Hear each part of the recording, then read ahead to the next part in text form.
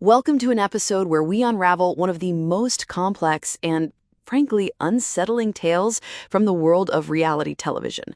We're talking about Mountain Monsters, a show that captivated millions with its pursuit of Appalachian cryptids, but ultimately ended in a complete institutional collapse. Our source material today details this remarkable story, including groundbreaking revelations from key cast members. It's a deep dive into corporate exploitation, systematic fraud, and a fractured brotherhood, with critical insights coming from unnamed sources close to the production. That's right, Chloe. The story begins with what was publicly dismissed as a routine accident involving Buck Lowe in 2018. However, private accounts suggest it was a terrifying encounter with a genuine apex predator. Buck was forced into silence by aggressive non-disclosure agreements, or NDAs, and battled a years-long opioid addiction triggered by his injuries. He finally broke his silence in 2025 with whistleblower revelations backed by 18-inch tracks and anomalous DNA samples. These exposed a network cover-up that prioritized liability over the truth. The Ames team is now divided by legal bitterness, and Trapper Tice's estate is even suing over the exploitation of his legacy. So it sounds like this wasn't just a simple workplace accident. The implications are staggering, suggesting the show's network actively concealed a genuine cryptid encounter. And this isn't the only instance of violence that was kept from the public, is it? Far from it. In September 2019, a hunt for the legendary Yahoo in Devil's Creek Hollow in Kentucky went catastrophically wrong. This wasn't just a scare, it was a brutal physical ambush. The Travel Channel deemed the unaired footage too violent and disturbing for broadcast. Wild Bill was struck by a projectile that cracked his ribs, Huckleberry was physically seized and hurled 5 feet, and Marcus sustained 3 deep parallel lacerations. 4 crew members were hospitalized by the end of the night. A network ban ensured the public would never see the reality of what happened. The Appalachian Yahoo is described as uniquely territorial and violent, standing 8 feet tall with reddish-brown hair. Locals in Devil's Creek, a remote pocket of Pike County, Kentucky, had warned the team that this creature actively hunted people. Even a Native American elder visited base camp to warn Buck directly, describing it as an entity that defied their previous experiences. The team, however, dismissed these warnings as superstition, dismissing local wisdom, which proved to be a grave mistake. Dismissing local wisdom seems to be a recurring theme in these kinds of stories. But what did the team encounter that made them finally realize the severity of the situation? Were there specific signs before the ambush? Absolutely. By August 2019, activity in Devil's Creek reached a fever pitch. There were reports of cattle mutilations, unlike those caused by bears or cougars, along with bizarre, guttural vocalizations. When the Ames team arrived, they found massive 19-inch tracks pressed deep into the creek bed and elaborate overnight tree structures made of 8-foot logs. Every sign pointed toward a creature that was not just present, but actively preparing for a confrontation. As Buck noted, quote, "Something built this today," end quote. It was an intelligent, calculated move that transitioned the hunt into a fight for life. So they walked into a trap. Can you walk us through the escalation of that night? How did it go from an investigation to a fight for survival? After setting up base camp, the forest went unnaturally silent. By 8:45 p.m., the North team found massive fresh footprints in the mud. By 9:15, they discovered the sophisticated tree structures. At 9:30, massive crashing erupted, moving parallel to them. Then, deep guttural howls rolled off the northern ridge at 9:50, answered by a second howl from the opposite valley, confirming they were caught in a crossfire. At 10:10, Huckleberry's thermal scans revealed 4 distinct, massive bipedal heat signatures circling both teams at exactly 200 yards out. Buck immediately called for a tactical retreat to base camp. The pressure must have been immense. And then the attacks turned physical, didn't they? Yes, it intensified. Between 11 p.m. and 1 a.m., they huddled in a clearing. At 1:15 a.m., the generator was sabotaged with a clean slice through the fuel line, plunging the camp into darkness. Flashlights revealed multiple sets of glowing eyes, 8 to 9 feet off the ground, circling the camp. Wild Bill whispered, quote, "This is intelligent, calculated behavior. They're testing our defenses," end quote. At 1:35 a.m., large rocks began screaming into the camp. At 1:42 a.m., Marcus, a camera operator, was seized by a massive hair-covered hand that reached from the darkness, leaving 3 deep parallel lacerations. His radio and satellite phone were also dead. The team was marooned. That's harrowing, and the injuries sound severe. What was the medical assessment?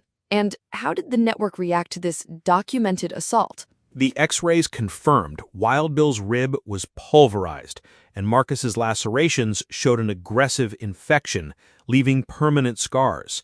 Huckleberry sustained a potential herniated disc, whiplash, and deep 11-inch hand-shaped contusions on his shoulders. Willie reviewed the raw footage, realizing it was, quote, "the most violent encounter ever filmed," end quote.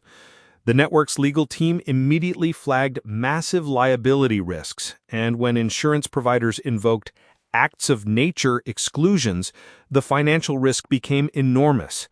Standards and practices deemed it too graphic for broadcast, prioritizing brand safety over massive ratings. So effectively, they buried the truth to protect their image and bottom line? What was the lasting impact on the Ames team members after this incident? The incident tore a rift through the team. Wild Bill became hyper-vigilant. Huckleberry, traumatized by being tossed like a rag doll, shifted his focus to technology, preferring distance from the creatures. Marcus quit mountain monsters permanently, experiencing acute anxiety attacks at the sight of Appalachian woods. Buck, the leader, was fundamentally altered, his leadership style shifting from bold to protective, haunted by the question of whether the hunt was worth his team's lives. The network imposed strict NDAs, permanently banning the footage in November 2019, citing vague production complications. Beyond that specific incident, the show faced a string of other tragedies and challenges, didn't it? The first, and perhaps most profound, being the loss of their founder. Yes, trapper John Tice, the strategic mind of Ames, was diagnosed with aggressive cancer in early 2019. Despite his deteriorating health, he continued filming, pushing through the pain, but viewers could see him visibly weakening. He passed away quietly in the spring of 2019. His death sent shockwaves through the community and fundamentally changed the show, transforming it from a simple hunt into a survivor's journey for the remaining members. And Trapper wasn't the only one facing severe health issues. The physical toll of chasing these cryptids seemed to be catching up with the entire team. Indeed, Wild Bill suffered a massive heart attack in late 2018 deep in the West Virginia wilderness, over an hour from medical help. Doctors attributed it to years of high stress, poor diet, and physical strain. He was given an ultimatum: change his life or face a fatal second attack. Buck Headley, the expert tracker, also suffered a severe ATV accident on his property, resulting in multiple fractured vertebrae and nerve damage. He was forced to rely on heavy prescription painkillers to continue filming, raising ethical questions for producers. These medical crises highlight a darker side of reality television, but it sounds like the internal conflicts and accusations of fraud ultimately sealed the show's fate. Can you elaborate on those? The cancellation after 8 seasons was abrupt in 2020. Rising costs, fractured trust, and creative disputes plagued the production. Accusations of fraud were rampant. Skeptics pointed out the elaborate traps never actually caught anything, suggesting they were triggered by hidden cables or crew members. Whistleblowers, including former production assistants, detailed how discoveries, like footprints and claw marks, were meticulously choreographed, sometimes even involving purchasing a professional gorilla costume from Hollywood. Furthermore, Jacob Huckleberry Lowe battled significant legal hurdles, including a high-profile DUI and domestic incidents. A gorilla costume? That certainly shatters the illusion. And Willie McQuillian also faced significant personal struggles that complicated matters, didn't he? Yes, Willie was privately enduring a relentless cycle of grief, losing his mother and a sibling in rapid succession during the show's peak. The emotional toll was immense, yet production demanded he remain in character, leading to visible exhaustion. The Brotherhood stepped in, with Willie Bill and Buck taking extra burdens, and Trapper acting as a surrogate father to Willie before his own passing. The show's institutional collapse was truly a perfect storm of financial, ethical, and personal failures. What about the lawsuits that ultimately led to its emergency shutdown? The final shutdown in late 2022 was triggered by a massive lawsuit in West Virginia State Court. Former crew members alleged wage theft, claiming they worked 16-hour days but were only paid for 8.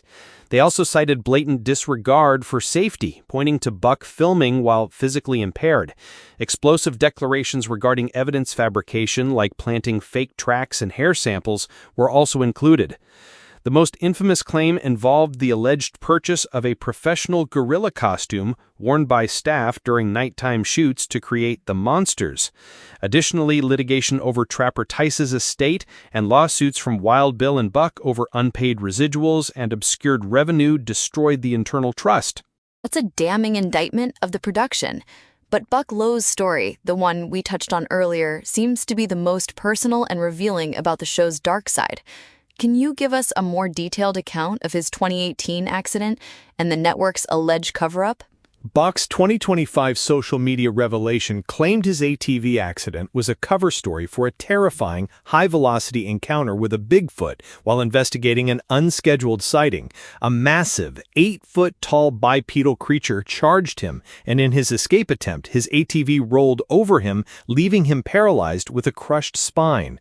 He alleges Travel Channel executives immediately pressured him to sign aggressive NDAs, attributing the crash to familiar trail fatigue to avoid insurance audits. They feared a documented attack would move the show into an uninsurable category, and they bought his silence when he was most vulnerable, contributing to his opioid addiction. It sounds like they bought his silence at his most vulnerable. But he managed to preserve evidence, didn't he?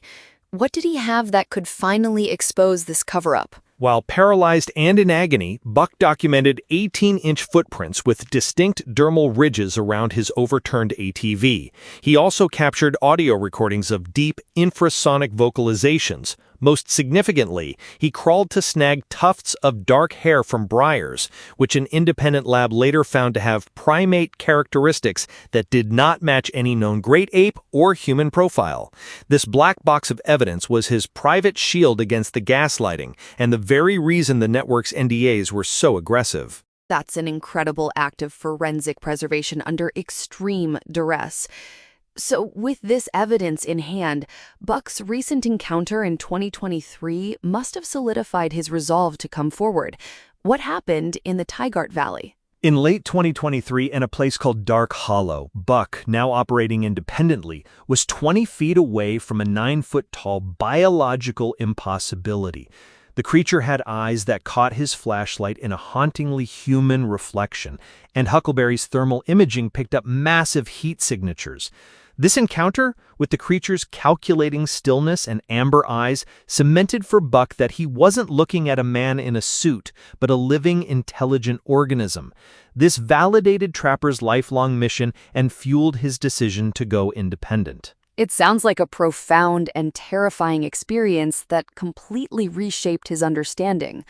How has Buck's journey through addiction and whistleblowing transformed his approach to the cryptid hunt and his former life? Buck's recovery provided moral clarity, making the corporate-mandated silence unbearable. He realized the dissonance between staged discoveries and the hidden physical evidence was a threat to his hard-won sobriety. He's now bypassing the entertainment industry entirely, collaborating with wildlife biologists and cryptozoological researchers to subject his audio and hair samples to peer-reviewed scrutiny. He views these creatures not as monsters to be trapped, but as a vulnerable, highly intelligent species requiring protection. This mission, carried out with Sons of Appalachia, allows him to hunt on his own terms, honoring Trapper's legacy and seeking validation for a truth the network tried to bury. The story of mountain monsters is truly a cautionary tale, revealing how the pressures of reality television can dismantle truth, trust, and even the human spirit. It underscores the profound difference between manufactured entertainment and the potentially dangerous, life-altering reality of the unknown. The human cost here is immense. If you found this discussion thought-provoking, consider sharing this episode with someone who would appreciate exploring the complex intersection of reality TV, human perseverance, and corporate control.